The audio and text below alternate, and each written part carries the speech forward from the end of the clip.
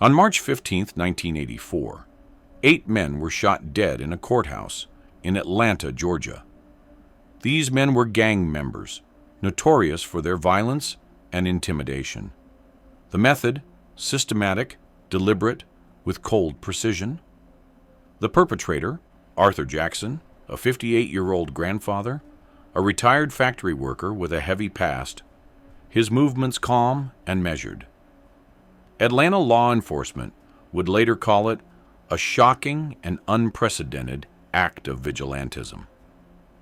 But the reason wasn't revenge, wasn't the gang's ongoing violence, wasn't even to protect his family. It was to restore a sense of justice to a broken system. It was an act of retribution, driven by his personal code of honor. If you have the courage to hear this story, leave your like and subscribe to the channel. But I warn you, this narrative contains shocking events. Atlanta, Georgia, 1984. A city of 425,022 souls stretched across 131 square miles of red clay and concrete, wrestling with its identity and future. Known for its role in the civil rights movement and Southern hospitality, the city now sits in the throes of economic uncertainty. The once thriving industrial districts show signs of strain, the pulse of the economy weakening with each passing month. Temperature swings from 34 degrees at dawn to 58 by afternoon, the March air carrying the smell of rain-soaked asphalt, diesel fumes from MARTA buses, and the faint sweetness of magnolia blooms trying to survive in cracked sidewalks. At night, the scent changes to fryer grease from the few remaining diners, cigarette smoke from corner gatherings, and the metallic tang of fear. The population has seen employment opportunities shrink. Factories are closing, assembly lines slowing, and job prospects dwindling. Unemployment in the city has climbed to 14%, well above the national average of 7.8%. Legitimate survival options are evaporating. The General Motors plant on Lakewood Avenue laid off 1-800 workers in 1982. The textile mills that sustained families for 3 generations are shuttering operations, moving overseas, where labor costs pennies on the dollar. The construction projects that might have absorbed displaced workers never materialized, strangled by high interest rates and a stalled economy. In this climate, crime flourishes. Gang activity has risen to fill the vacuum left by the retreat of institutions. With law enforcement stretched thin, there are only 8 officers per square mile, most spending their days handling property crimes and domestic disputes. Police response times stretch into the hours. The average emergency call takes 52 minutes for a unit to arrive. The sense of safety is a distant memory. In a place like this, respect, reputation, and personal codes of honor serve as a form of currency. Losing face in public can lead to isolation, and the fallout is often violent. The unwritten rules supersede written law. If a man cannot protect his family's name, he has nothing. If a slight goes unanswered, it multiplies. This is the economics of dignity in a struggling world. Arthur Jackson, age 58, has lived by this principle his entire life. In a world where respect is all that's left to preserve, the law has failed him and the people of Atlanta, leaving them no choice but to operate outside its reach. Arthur Jackson stands 5 feet 9 inches tall, stocky, with hands weathered from 32 years of labor at the Kenmore industrial plant. His once black hair is now streaked with gray, combed straight back with Brile cream each morning. A deep scar runs down his left cheek, 3 inches long, a reminder of a knife fight in 1969, when he defended his younger brother outside a pool hall on Decatur Street. His posture is firm but not aggressive. moving with an air of authority shaped by years of experience and struggle. His eyes are dark brown, almost black, and they miss nothing. Arthur wakes each day at 5:30 a.m. The steady creak of his old recliner signals the start of his morning ritual. Moves to the kitchen, fills the percolator with Folgers from the red canister, measures 4 scoops for a strong brew. The scent of coffee fills the small kitchen, the bitter steam swirling as he pours his first mug into a chipped ceramic cup that says, "World's Best Dad," a Father's Day gift from 1978. He stands at the window overlooking the backyard, watching the sun climb over the neighbor's fence, contemplating his daily choices. The quiet stillness of the world around him at odds with the turmoil in his mind. He remembers the lessons his father taught him: honor above all, duty to family, a steadfast commitment to protecting what's yours. His father, James Jackson, worked 40 years at the same plant Arthur would later join, never missing a shift, never backing down from a challenge to his name. He died in 1963, and Arthur inherited his father's pocket watch, his work boots, and his code. Arthur spent 32 years working the assembly line at Kenmore Industrial, fabricating metal components for automotive suppliers. He started at $4.85 an hour in 1952, worked his way to $11.20 by 1980. He knew every machine on the floor, could strip and rebuild a hydraulic press in 4 hours. He trained 23 new hires over the years, ate lunch with the same 3 men for 2 decades, and never called in sick unless he was physically unable to stand. The plant began reducing shifts in 1981. Arthur was laid off on November 3, 1983. He received 4 weeks severance and a handshake. Since then, he's worked irregular shifts at a warehouse in College Park, $6.75 an hour, no benefits, loading trucks with a crew of men half his age who call him old school, with a mix of respect and pity. The work is humiliating for a man of his skills, but he shows up because that's what men do. Arthur married Evelyn Pritchard on June 12, 1948, at Ebenezer Baptist Church. She was 21, working as a receptionist at a dentist's office. He was 22, fresh from a 2-year stint in the Army. They met at a cousin's barbecue, talked for 6 hours straight, and he knew by midnight he'd marry her. She believed in him when he had nothing but a high school diploma and a duffel bag. She still believes in him, though the years have worn them both down.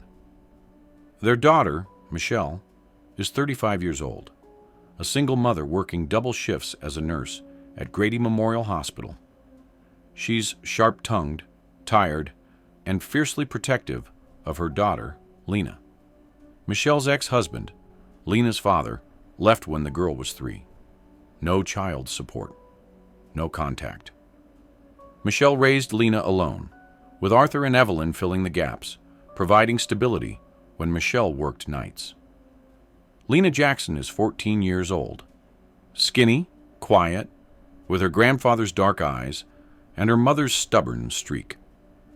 She's in 9th grade at Washington High School, gets mostly B's, wants to be a veterinarian. She volunteers at the animal shelter on Saturdays. She's never been in trouble, never caused problems, never gave her mother or grandparents a moment's worry. Until February 9th, 1984.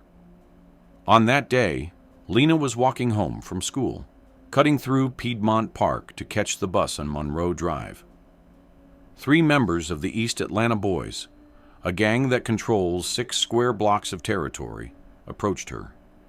They were looking for a girl who disrespected one of their girlfriends. They had the wrong person. Lena tried to explain. They didn't care. One of them, a 19-year-old named Devin Hayes, grabbed her backpack, Another, Marcus Thornton, age 21, shoved her to the ground. The third, Jamal Peterson, 18, pulled a knife. Lena had pepper spray in her pocket. Her grandfather had given it to her on her 14th birthday. "You carry this everywhere. You understand me?" "Yes, Grandpa." "Everywhere. And if someone comes at you, don't hesitate. You spray first, run second." She sprayed Marcus Thornton directly in the face from 8 inches away. He screamed, stumbled backward into the street, into the path of a Chevrolet, pickup doing 40 miles per hour. The driver never had time to brake. Marcus Thornton died on impact, his skull shattered against the front bumper. Lena was arrested at the scene, charged with involuntary manslaughter. The Fulton County District Attorney, under pressure from community activists and the East Atlanta Boys Extended Network, pushed for the case to go to trial. They claimed excessive force. They claimed Lena escalated the situation. They claimed Marcus Thornton was unarmed, which was technically true, though Jamal Peterson had the knife, and all three were advancing on her. Michelle hired a public defender, a 29-year-old named Rebecca Ortiz, competent but drowning in 103 active cases. The trial was set for March 15, 1984. What Arthur Jackson valued most wasn't his savings, his house, or even his physical well-being. What Arthur valued was his family's honor. The Jackson name meant something. It meant you didn't back down. It meant you protected your own. It meant you didn't let anyone take from you without consequence. His father had taught him this. His grandfather, who worked the railroads, had taught his father. The code stretched back generations, a line unbroken. When Lena was charged, Arthur felt the first crack. When the East Atlanta boys began showing up at the courthouse during pre-trial hearings, staring at Lena, whispering threats just loud enough for her to hear, the crack widened. When the system, the law he'd always respected, did nothing to stop the intimidation, the crack became a chasm. Arthur sits in his recliner each morning now, holding a silver pocket watch. It's scratched and worn, the crystal face clouded with age. His father carried it for 40 years, his grandfather before that. It's worth maybe $35 at a pawn shop, but to Arthur, it represents everything he's ever believed in. Legacy, continuity, honor. The watch still works, ticking steadily in his calloused palm. He winds it every morning. 7 precise turns.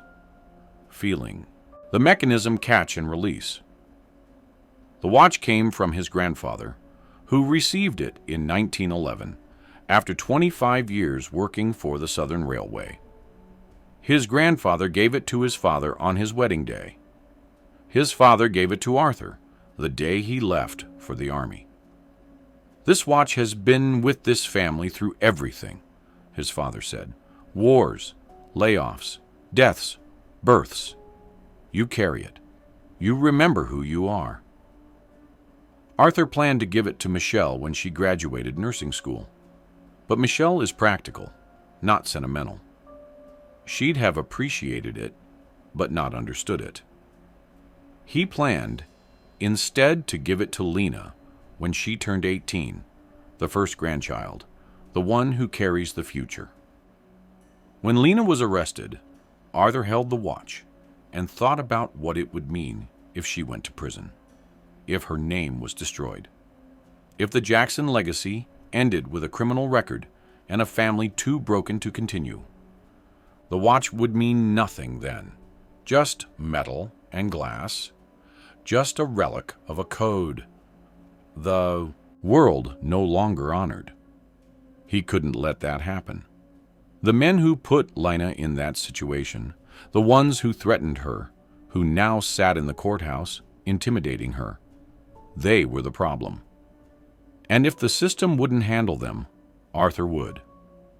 Tyrone Walker, age 35, is the leader of the East Atlanta Boys.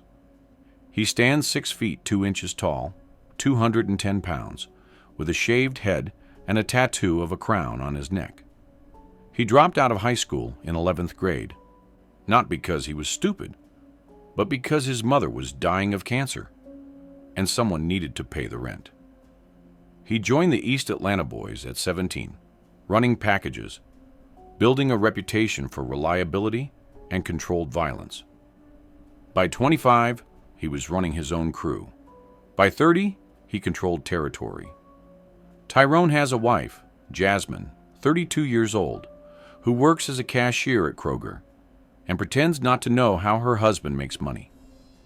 They have a 5-year-old son, Marcus Jr., named after Tyrone's younger brother, who was shot dead in 1979. Tyrone has dreams, though he'd never admit it to his crew. He wanted to open a barbershop, a legitimate business, something clean.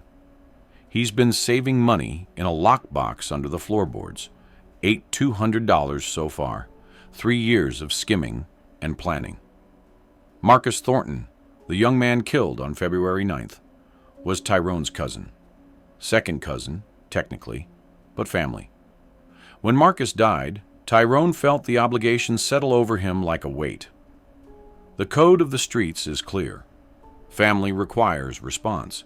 Disrespect requires correction. He didn't want to go after a 14-year-old girl, but the optics mattered. If word spread that the East Atlanta Boys let a girl kill one of their own without response, the territory would collapse. Other crews would move in. The structure would fall. So Tyrone made a decision. They wouldn't hurt Lena. They'd just scare her. Show up at the trial. Make their presence known. Ensure the jury understood that acquitting her would have social consequences. Pressure, not violence. Alongside Tyrone are his most trusted men. Carlos Big C. Alvarez, age 32, was a Golden Gloves boxer in high school, won the regional championship in 1968. He had sponsors, a path to the Olympics, until he tore his rotator cuff in a sparring session and couldn't afford the surgery. The scholarship evaporated. The dream died. He joined the East Atlanta Boys because they paid for the surgery. And loyalty is repaid with loyalty. Carlos has a fiancée, Maria, and they're supposed to get married in June. The invitations are already printed. James Slim Thomas, 28 years old, was an aspiring musician. He played keyboard and saxophone at church, performed at weddings and funerals, dreamed of recording an album. A small jazz label in New York expressed interest in 1979, wanted him to come audition. He couldn't afford the bus ticket, couldn't take time off from his warehouse job, couldn't make the timing work. The opportunity passed. He's been with the East Atlanta Boys for 6 years, handling logistics and transportation. He has a daughter, Amaya, age 4, who lives with her mother. He sees her every other weekend and pays $180 a month in child support, never late. These men are not monsters. They're products of the same broken world that shaped Arthur Jackson. They've made calculations about survival, about loyalty, about what it takes to maintain a foothold in a system that offered them nothing legitimate. They have families. They have responsibilities. They have codes, just different codes. But they were in Piedmont Park on February 9th. They surrounded Lena Jackson. And now, in Arthur's mind, they've forfeited their right to continue. March 12th, 1984. 2:15 p.m., temperature 56 degrees. Cloudy, with rain threatening. Arthur Jackson sits in the back row of courtroom 6D in the Fulton County Courthouse, watching the pre-trial hearing for his granddaughter's case.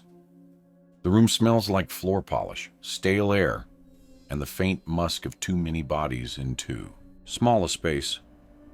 The fluorescent lights hum overhead, casting everything in a sickly yellow glow. Lena sits at the defense table beside Rebecca Ortiz, wearing a blue dress her mother bought specifically for court appearances.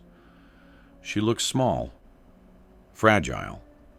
Her hands are folded in her lap, and she's staring at the table, trying to make herself invisible. Tyrone Walker and 7 members of the East Atlanta Boys sit 3 rows behind the prosecution. They're not hiding. They're making a point. Tyrone wears a black suit, no tie, looking like he belongs there. The others are dressed in clean clothes, respectful but unmistakable. They stare at Lena. They whisper to each other, just loud enough to be heard. Arthur watches them, his jaws tight. His hands rest on his knees, fingers curled into loose fists. The judge, a tired woman in her early 60s named Margaret Horn, calls the hearing to order. Ortiz argues for dismissal, based on self-defense. The prosecutor, a sharp young man named David Chen, argues that the use of pepper spray was excessive, given that Thornton was not the one holding the knife. Judge Horn listens, makes notes, asks clarifying questions. During a pause, one of the East Atlanta Boys, a man Arthur doesn't recognize, leans forward and whispers something. Lena's shoulders tense. She heard it. Ortiz glances back, sees the gang members, and her expression tightens, but she says nothing. Arthur feels something shift inside him. A cold clarity. After the hearing, Arthur approaches Tyrone Walker in the hallway outside the courtroom. 17 people are present, milling around, waiting for other cases. The hallway is wide, marble floors, high ceilings. Sounds echo. Arthur walks up to Tyrone, stops 3 feet away. "You need to leave my granddaughter alone." Tyrone looks at him, registers the age, the gray hair, the scar on his cheek. Decides this old man isn't a threat. "Don't know what you're talking about, old-timer." "You know exactly what I'm talking about. You and your boys stop showing up. Stop the intimidation." Tyrone smiles. It's not a cruel smile, just amused. "This is a public courthouse. We got a right to be here. She defended herself. Your cousin came at her. Your granddaughter killed my family. Your cousin tried to hurt a 14-year-old girl." Tyrone's smile fades. "You calling him a predator?" "I'm calling him what he was." The hallway goes quiet. People are watching now. 17 witnesses. Arthur feels every eye on him. Tyrone steps closer. He's got 4 inches and 30 pounds on Arthur, and he knows it. "Old man, you need to walk away. Right now, before you say something you regret." Arthur doesn't move. "I regret nothing. I'm asking you to leave her alone. And I'm telling you that ain't happening. Justice gotta be served. Justice already happened. Your cousin's dead." Tyrone's face hardens. He leans in close, his voice dropping to a whisper only Arthur can hear. "You think this ends with a trial? You think if she walks, we just forget?" "Nah, old man. This ends when we say it ends." He pulls back, loud enough for others to hear now. "You tell that little girl she better enjoy her freedom while she got it. 'Cause whether the judge sends her away or not, we'll be waiting." Laughter from the other gang members. 17 people heard it. 17 people saw Arthur Jackson humiliated in a public hallway, unable to protect his granddaughter, dismissed like he didn't matter. Arthur says nothing. He stands there for 3 long seconds, staring at Tyrone Walker. Then he turns and walks away, his footsteps echoing on the marble floor. Evelyn is waiting for him in the parking garage. She sees his face and knows something's broken. What happened? Nothing. Arthur. I said nothing. They drive home in silence. The rain starts, fat drops splattering the windshield. Arthur grips the steering wheel, knuckles white. He feels the pocket watch in his jacket, the weight of it pressing against his ribs. That night he can't sleep. He sits in the recliner, the house dark except for the blue glow from the television, volume muted. He's not watching, just staring. Evelyn comes downstairs at 2:30 a.m., finds him there. Come to bed.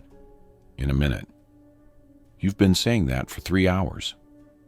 She sits on the arm of the recliner, her hand on his shoulder. What did he say to you? Arthur doesn't answer for a long time. When he does, his voice is flat.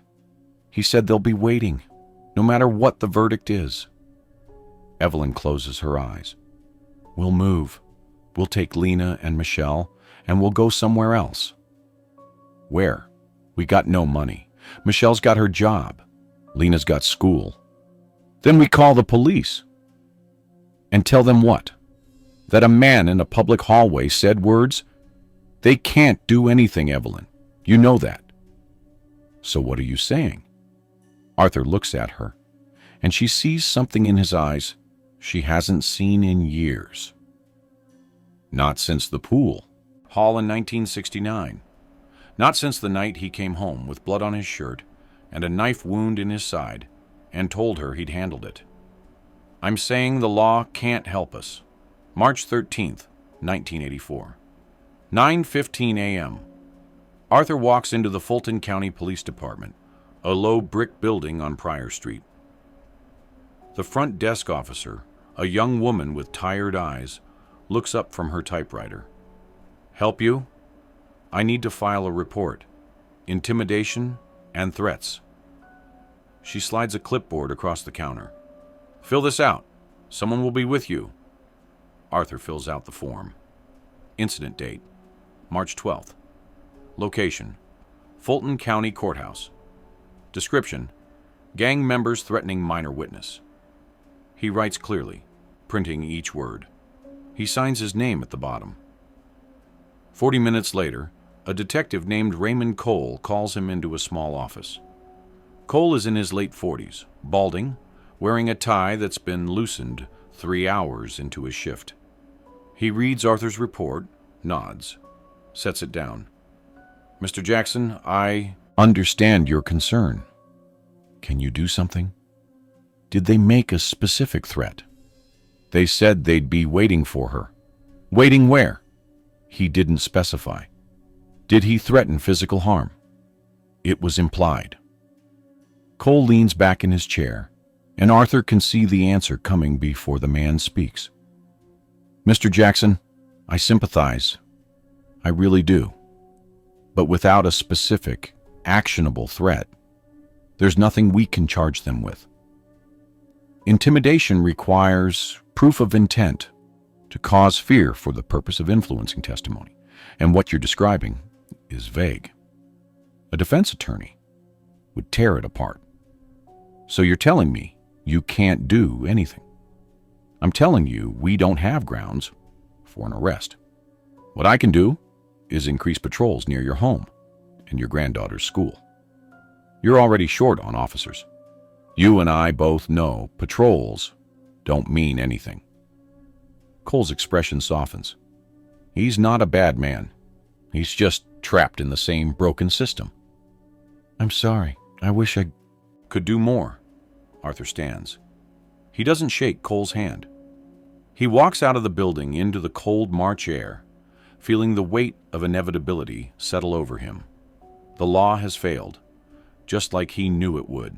March 13th, 1984. 7:45 p.m.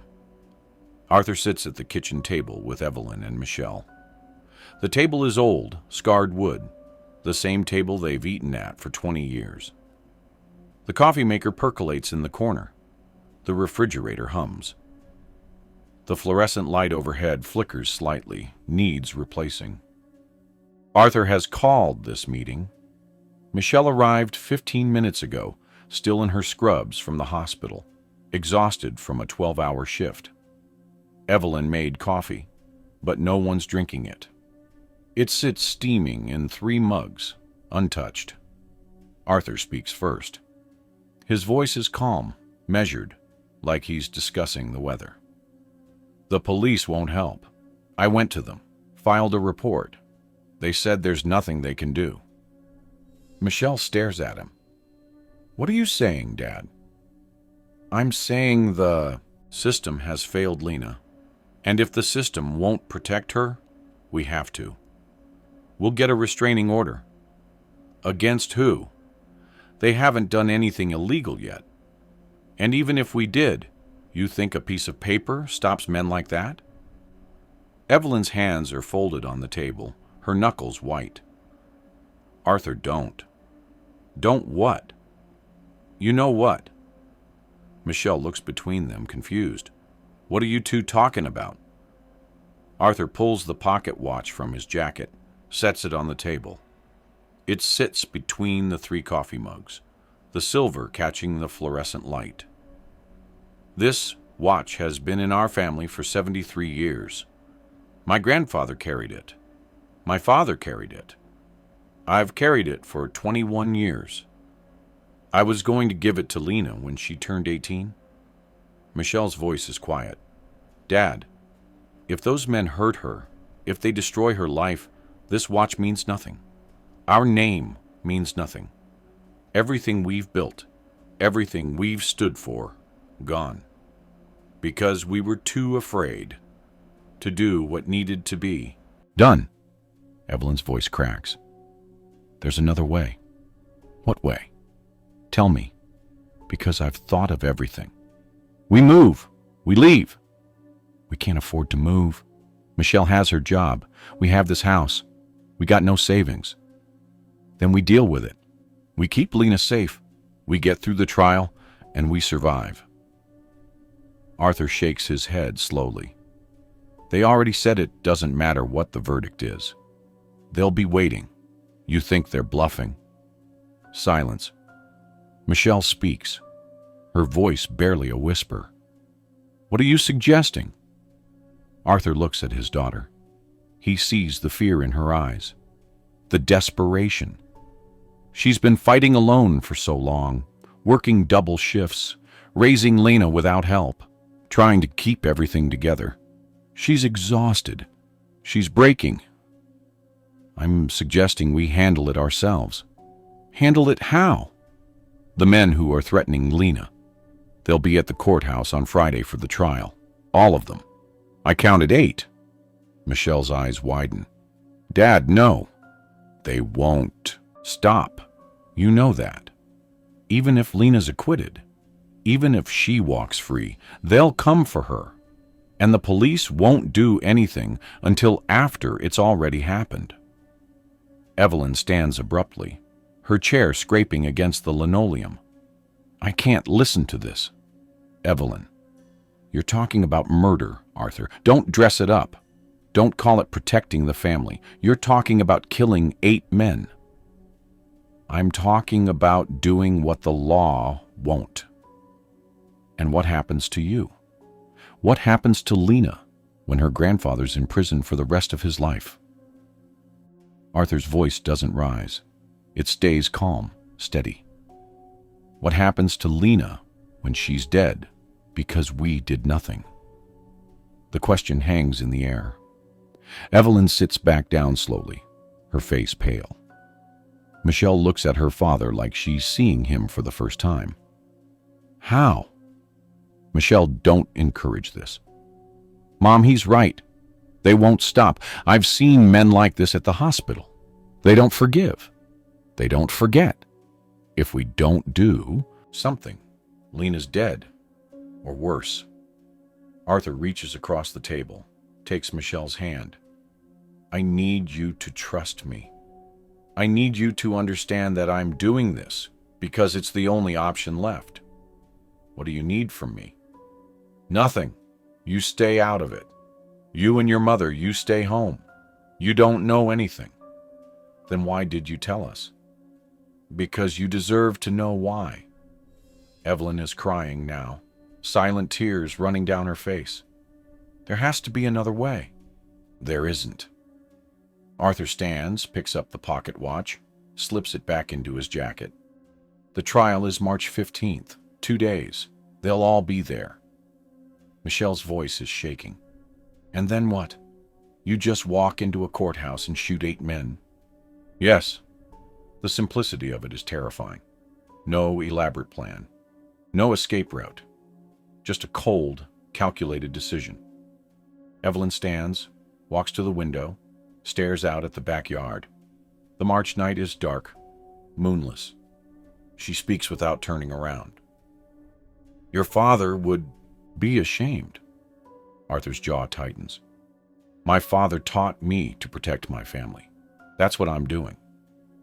Your father taught you honor. There's no honor in this. There's no honor in letting them destroy Lena. Evelyn turns, her eyes red. And when you're dead or in prison, what then? Who protects her from the next threat? The next gang? You think this ends anything? Arthur has no answer for that. Because she's right. This won't end anything. It won't fix the broken system. It won't make Atlanta safe. It won't restore the world that collapsed around them. But it will remove the immediate threat.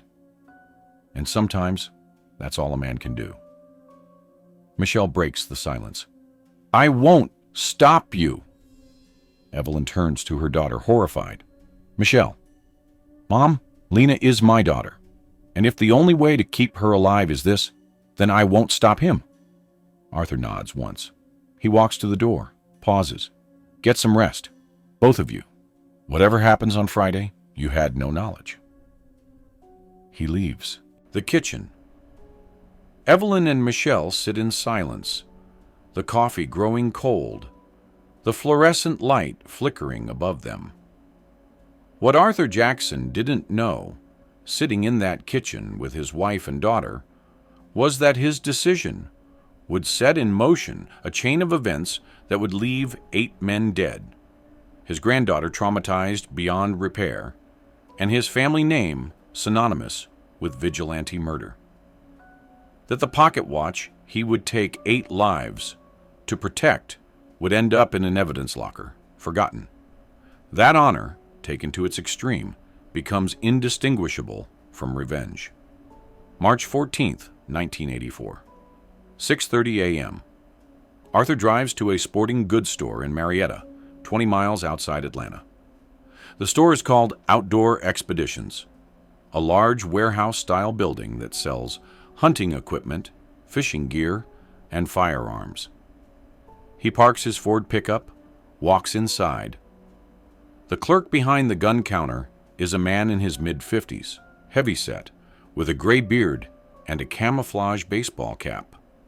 His name tag reads, Dale. Help you find something? I need a handgun, .38 caliber. Got a few options. You looking for home defense or range? Home defense.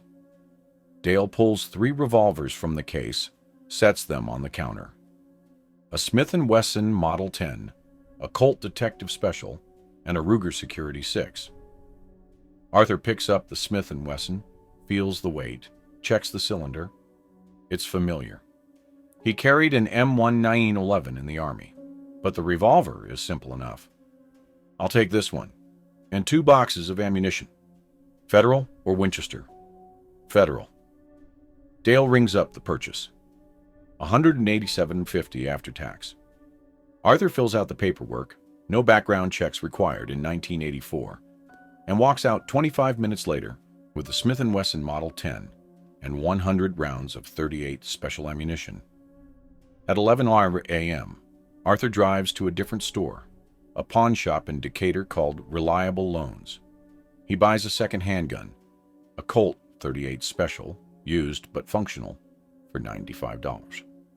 He buys another box of ammunition. He drives home, parks in the garage. Evelyn's car is gone. She's at work, managing the front desk at a physical therapy clinic. The house is empty. Arthur sits at the kitchen table and disassembles both revolvers, cleans them with a rag and gun oil, reassembles them. He loads both cylinders, 6 rounds each. He wraps the guns in a towel, places them in a canvas bag, and puts the bag in the trunk of his car. At 3 p.m., he drives to the Fulton County Courthouse. He parks across the street, sits in his truck, and watches. He's looking for patterns, security checkpoints, entry points, metal detectors. The courthouse has 2 entrances. The main entrance on Pryor Street has a security checkpoint with 1 guard checking bags. The side entrance on Central Avenue has no checkpoint, just a single guard at a desk inside. Both are staffed, but the side entrance is less monitored. Arthur watches for 2 hours. He sees Tyrone Walker and 3 other East Atlanta boys enter through the main entrance at 4:15 p.m. They're there for a different hearing, unrelated to Lena's case. They stay inside for 40 minutes, exit the same way. Arthur makes notes, not written, mental. He's done surveillance before, in the Army, tracking supply routes in Korea during peacetime rotations. The principles are the same. Observe, identify patterns, plan accordingly. At 6 p.m., he drives home. Evelyn is in the kitchen, making dinner, pork chops and green beans. The smell fills the house. Where were you? Running errands. What kind of errands? Just errands. She doesn't push. She knows. She's known since the kitchen table conversation. She plates the food, sets it on the table. They eat in silence. After dinner, Arthur's mother calls. Her name is Dorothy Jackson, 81 years old, living in a small house in East Point. She calls every Thursday, like clockwork. Arthur, how are you? I'm fine, Ma. How's Lena? Trials tomorrow. I've been praying for her, that poor child. I appreciate that. There's a pause. Dorothy's voice changes, becomes sharper. What are you planning? What do you mean? I know that tone. I've heard it before. Your father had that tone, right before he did something stupid. I'm not planning anything. Don't lie to me, Arthur. I'm too old, and you're too bad at it. Arthur closes his eyes. His mother has always seen through him. It's handled, Ma. Handled how? The only way it can be. Arthur Jackson, you listen to me. Whatever you're thinking, don't. You hear me? Don't. I have to. No, you don't. You think you do, but you don't. I know you're scared for Lena. I know the system's failed, but once you cross this line, there's no coming back. Your father crossed it once and it ate him alive. You saw what it did to him. Arthur's father killed a man in 1939. Self-defense, legally. A bar fight that escalated. He was acquitted, but it changed him. Made him harder, colder. He died in 1963. And his last words to Arthur were an apology for teaching him the wrong lessons. This is different. It's never different. Violence begets violence. Blood begets blood. You do this, and Lena loses you forever. Is that what you want? I want her safe. Then find another way. There is no other way. Dorothy is silent for a long time. When she speaks, her voice is thick with tears. Then God help you, son, because I can't. She hangs up. Arthur stands in the kitchen, holding the phone, listening to the dial tone. Evelyn appears in the doorway. Your mother knows? She knows. And she told me not to do it. Are you listening to her? Arthur looks at his wife. She's aged in the 36 years they've been married. Gray in her hair, lines around her eyes. But she's still the woman he fell in love with at that barbecue in 1948. She's still the person who believed in him when no one else did. I can't let them hurt her, Evelyn. I know. So you understand? I understand that. Tomorrow, I lose you. one way or another. She walks away before he can respond. March 15th, 1984. 5:45 a.m. Arthur wakes before his alarm. He showers, shaves, dresses in clean clothes. Jeans, a button-down shirt, work boots.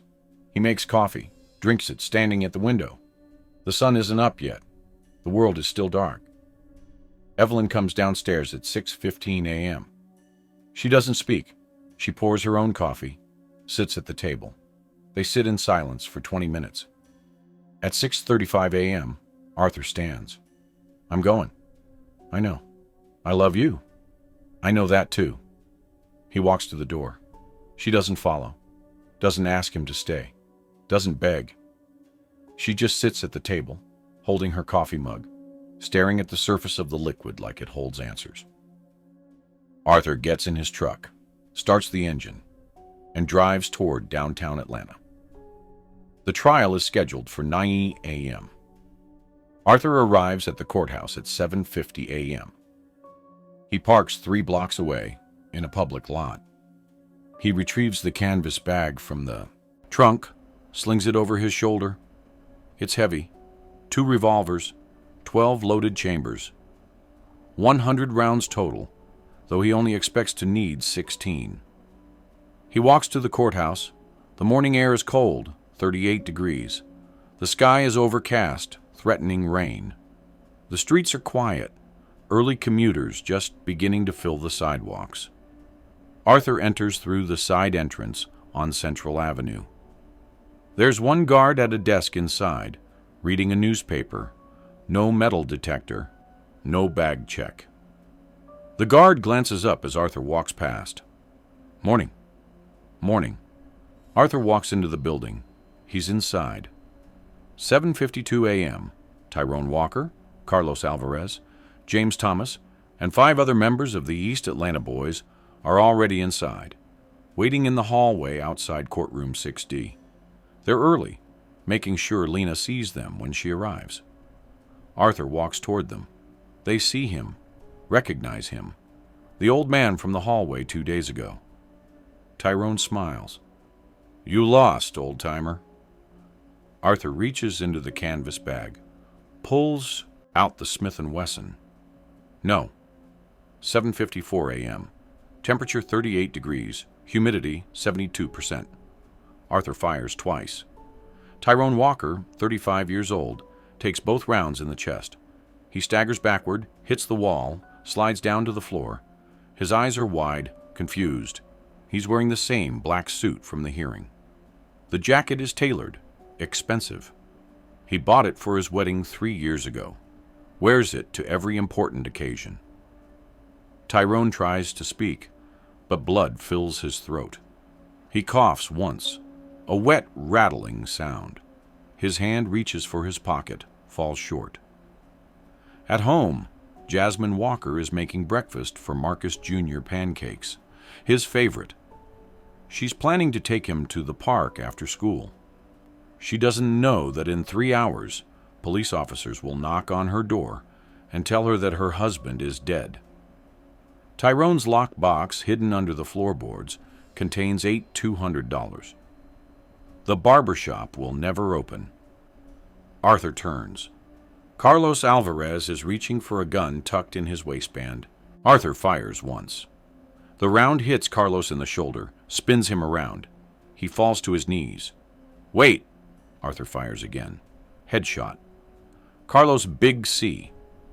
Alvarez, 32 years old, falls face first onto the marble floor. Carlos had a wedding planned for June 14th, 1984. The invitations are printed, sitting in a box in his closet. Maria, his fiancée, is at work right now, managing a hair salon on Ponce de Leon Avenue. She's thinking about the wedding, about the dress she's already bought. She won't get to wear it. 8:01 a.m. James Slim Thomas runs. He makes it 15 feet before Arthur shoots him in the back. James goes down hard, skids on the polished floor. He's still alive, gasping, trying to crawl. Arthur walks over, stands above him. James looks up. He's 28 years old. He has Amaya's picture in his wallet, a photo from her 3rd birthday party. She's smiling, holding a cupcake. Please, I got a daughter. I got a granddaughter. Arthur fires. The shot is clean, clinical. James, slim. Thomas dies on the floor of the Fulton County Courthouse, 12 feet from the courtroom where Lena Jackson's trial is supposed to start in 58 minutes. At home, James's phone sits on the kitchen counter. There's a note stuck to the refrigerator reminding him about Amaya's doctor appointment on Tuesday. He won't make it. 8:07 a.m. The other 5 gang members scatter. 2 run toward the main entrance. 3 run deeper into the courthouse. Arthur follows the 2 heading for the exit. Their names are Devin Hayes, 19, and Marcus Little, 22. Devin is the one who grabbed Alina's backpack in Piedmont Park. Marcus was there too, standing watch. Arthur catches them at the front entrance. The guard there, hearing gunshots, has drawn his weapon, but he's confused, doesn't know where the threat is. When he sees Arthur, it's too late. Arthur shoots him first, then turns to Devin and Marcus. Devin Hayes is 19 years old. He dropped out of school at 16, joined the East Atlanta Boys because his older brother was a member. He wanted to belong. He has a girlfriend, Shanice, 18 years old, 6 weeks pregnant. They haven't told anyone yet. They're scared, don't know what to do. Devin raises his hands. Don't! Arthur shoots him twice. Center mass. Devin falls backward through the doorway, the morning light spilling in behind him. Marcus Little, 22 years old, freezes. He's paralyzed by fear, can't move, can't think. He wet himself, the dark stain spreading across his jeans. Marcus works part-time at a car wash. He sends half his paycheck to his mother, in Alabama, who's raising his 3 younger siblings after their father abandoned them. Marcus wanted to save enough money to go to trade school, become an electrician. He's filled out the application. It's sitting on his kitchen table, unsigned. Arthur shoots him once in the head. Marcus Little collapses, dead before he hits the ground. 8:14 a.m. While Arthur Jackson moved through the courthouse, 3 miles away, a woman named Patricia Simmons was dropping her daughter off at elementary school. Patricia is a teacher at Washington High, the same school Lena Jackson attends. She's wearing a yellow cardigan and drinking coffee from a thermos. She's humming along to the radio, a song by Lionel Richie. She has no idea that her nephew, Marcus Little, is lying dead in the courthouse. She'll find out in 2 hours when the principal calls her out of class and tells her there's been an emergency. 8:16 a.m. The 3 remaining gang members have barricaded themselves in a second-floor office. Arthur finds them by following the sound of panicked voices. He kicks open the door. Inside are Jerome Walker, 26, Tyrone's younger brother, Andre Mitchell, 30, a mid-level enforcer, and Kevin Brown, 24, the youngest, newest member. Jerome is trying to use the phone, trying to call for help. His hands are shaking so badly he can't dial. He's crying, hyperventilating. Andre has a gun, a cheap .22 revolver. He points it at Arthur, but his hand is trembling. Kevin is pressed into the corner, whispering prayers. Arthur shoots Andre first.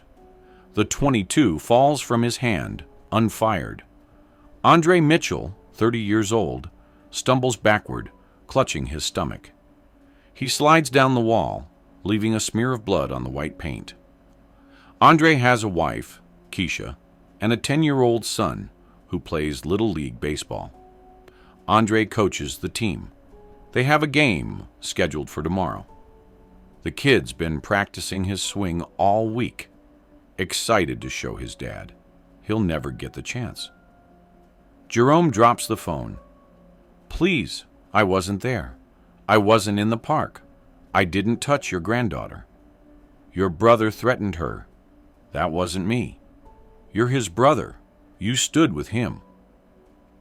Jerome Walker, 26 years old, works as a delivery driver for UPS.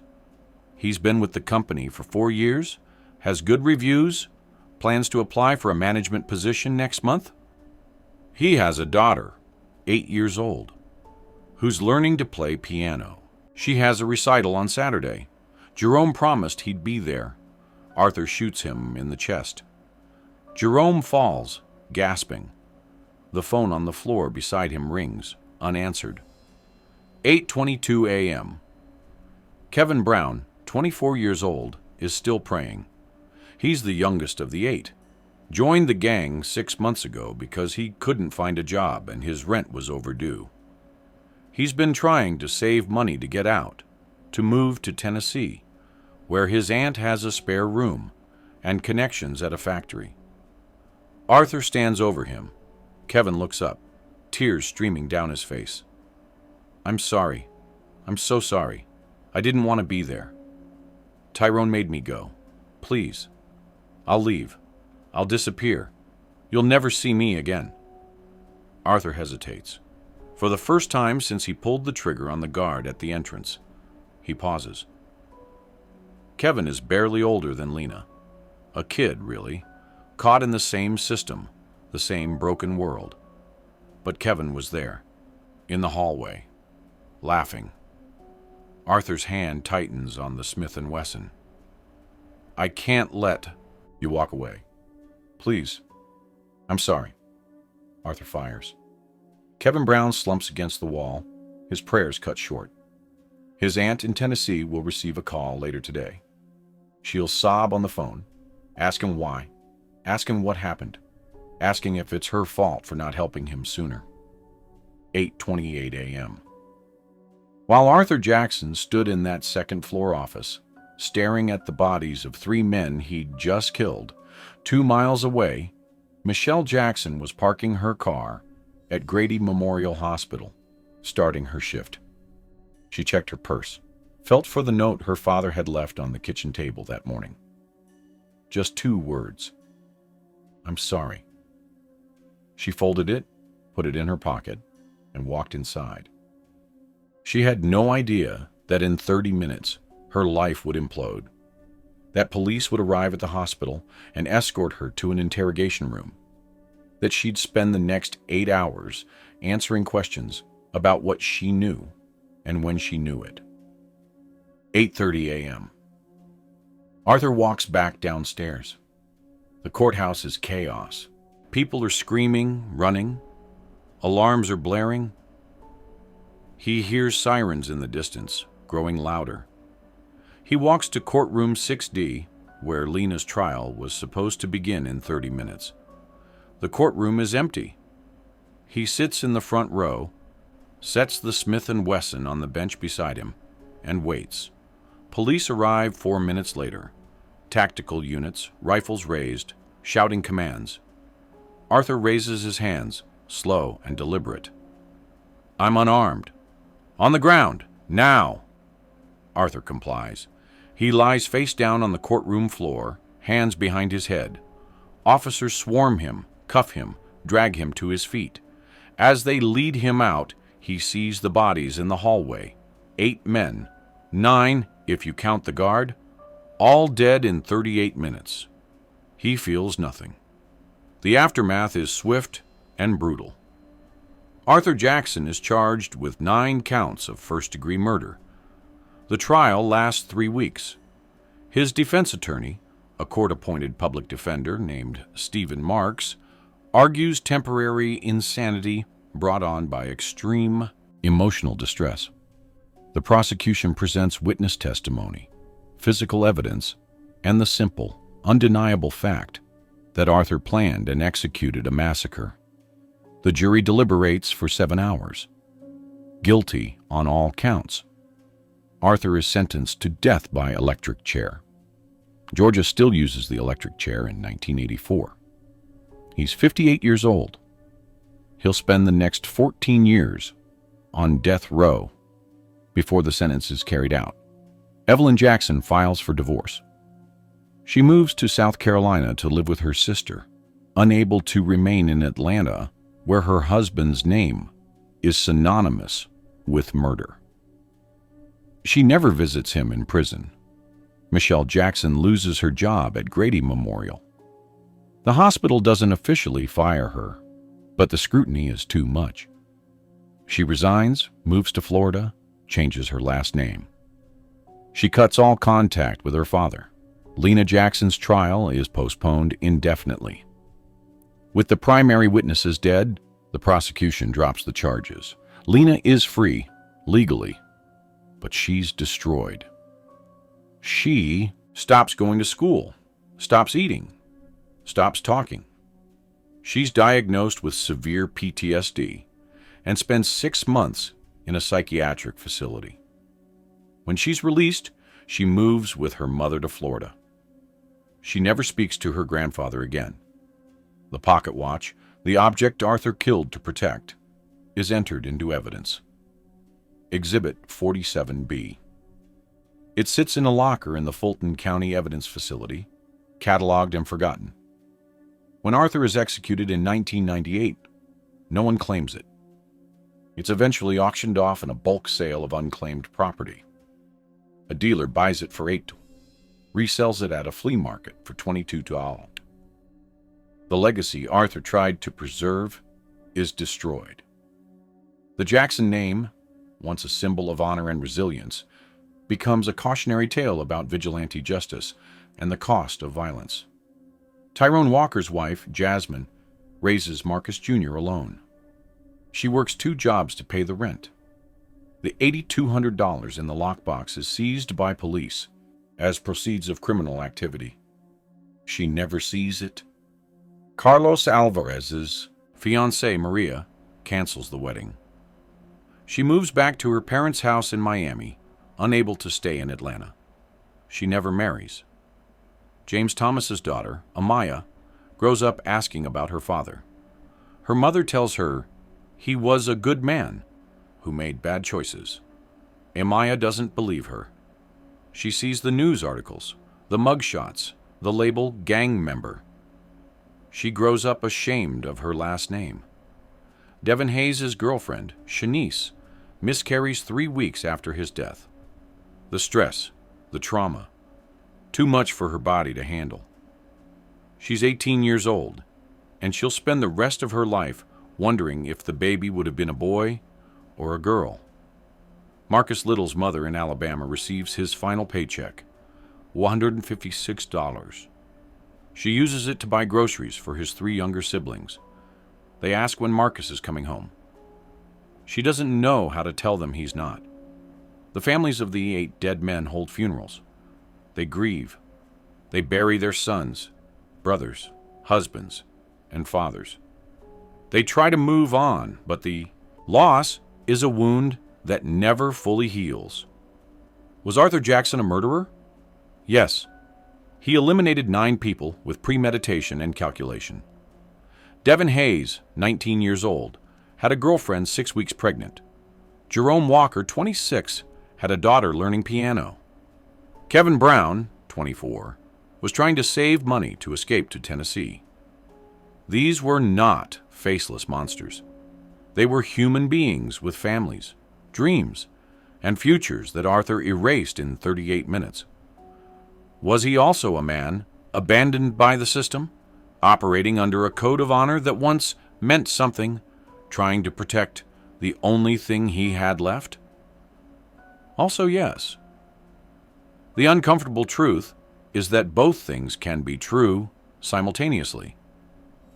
Arthur Jackson was a product of a broken world where institutions failed, where law enforcement couldn't protect, where the mechanisms of justice collapsed under the weight of too many cases and too few resources. He was a man who believed in a code passed down through generations, a code that said family comes first, that honor must be defended, that a man who cannot protect his own has nothing. But broken worlds create broken people, and broken people make broken choices. Arthur's code, taken to its extreme, became indistinguishable from the violence he claimed to oppose. He became the very thing he sought to destroy. 14 years later, on April 3, 1998, in a small room at Georgia Diagnostic and Classification Prison, Arthur Jackson is strapped into the electric chair. He's 72 years old now, gray and frail. He served 14 years on death row. He has no visitors, no final words, no contact with the outside world. The execution takes 4 minutes, 3 jolts of electricity, 2,000 volts each. Arthur Jackson is pronounced dead at 7:23 p.m. In his cell, among his few possessions, guards find a photograph. It's from Lena's 12th birthday, 2 years before everything fell apart. She's smiling, holding a cake, surrounded by family. Arthur's in the background, arms crossed, watching with quiet pride. The photograph is discarded with the rest of his belongings. No one claims it. The Fulton County Courthouse has a plaque now, near the entrance where Deputy James Holloway was killed. It lists the names of the 10 people who died on March 15, 1984. 8 gang members, 1 law enforcement officer, and 1 security guard. The plaque doesn't mention Arthur Jackson. It doesn't explain the why. It just lists the names, a reminder of a day when honor became murder and justice became vengeance. And in an evidence locker somewhere in Atlanta, gathering dust, sits a silver pocket watch. Scratched, worn, forgotten. It still works, ticking steadily in the darkness, counting seconds that no longer matter to anyone. The watch has outlived everyone who ever cared about it. Arthur is dead. Lena wants nothing to do with her family's past. Evelyn died in 2003, never having reconciled with her husband. Michelle lives under a different name, trying to forget. The watch ticks on, a relic of a code that destroyed everyone who believed in it.